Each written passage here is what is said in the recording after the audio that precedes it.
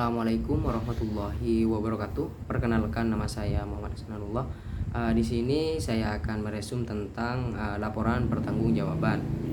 Laporan dapat didefinisikan sebagai komunikasi secara objektif dan sistematis tentang realita yang terjadi di lapangan dalam rangka mewujudkan target dan objek dalam sebuah institusi yang sudah dirumuskan dengan jangka waktu tertentu sesuai dengan aturan-aturan yang sudah berlaku.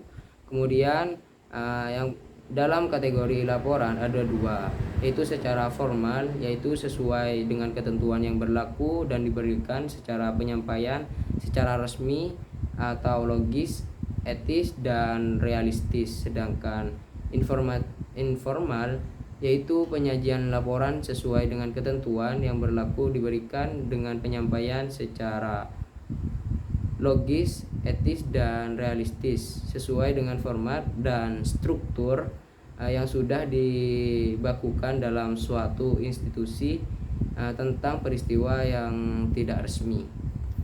Yang kedua, laporan tentang persoalan dasar yang dijadikan sebagai pelaporan tentang hal tertentu, yaitu finances atau accounting, kemudian engineering, yang ketiga marketing, kemudian production, yang keempat management report, dan yang ketiga yaitu laporan dari segi fungsi. Ada tiga, yaitu formative report, examinative report, dan yang terakhir yaitu analytical report.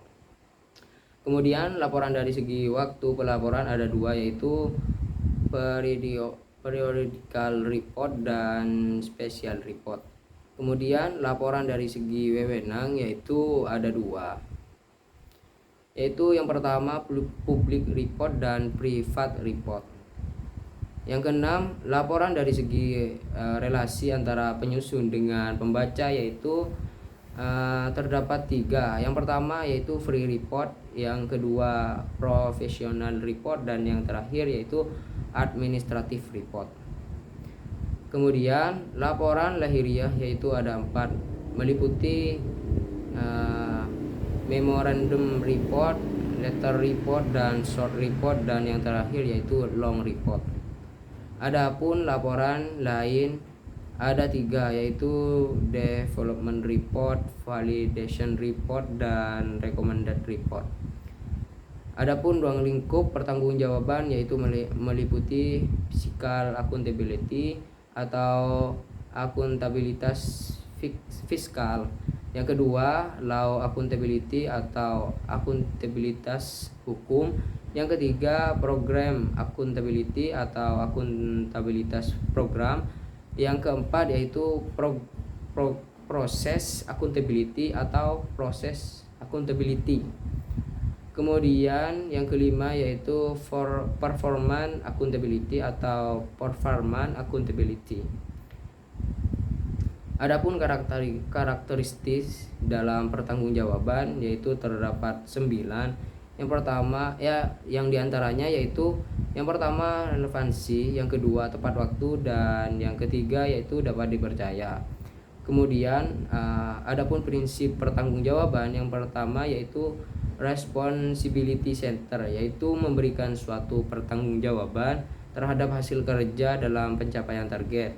Yang kedua exception principle, yaitu melakukan suatu laporan sebagai pertanggungjawaban terhadap hal yang dikira penting dalam suatu institusi dengan tujuan untuk memudahkan dalam penentuan sebuah kebijakan. Yang ketiga conclusion principle, yaitu mendeskripsikan situasi dalam mengimplementasi program yang dilakukan dengan suatu instansi lain. Yang keempat accountable principle, yaitu mempertanggungjawabkan terkait hal yang menonjol dalam suatu institusi, baik dari segi kesuksesan maupun segi kegagalan. Yang kelima use principle, yaitu sebuah pertanggungjawaban terhadap hasil kinerja dapat memberikan suatu manfaat lebih besar dari biaya yang dikeluarkan. Kemudian, adapun komponen laporan sebagai pertanggungjawaban yaitu dibagi menjadi 4. Yang pertama, menyampaikan suatu kondisi yang strategis dari sesuatu institusi terkait hal yang urgent dan unik. Yang kedua, pencantuman visi, misi, objek institusi dalam mencapai sebuah tujuan dan target. Yang ketiga, menyampaikan rencana strategis dalam menyampaikan suatu program yang sesuai dengan visi, misi, target, objek, kelebihan dan kelemahan, serta potensi dan ancaman.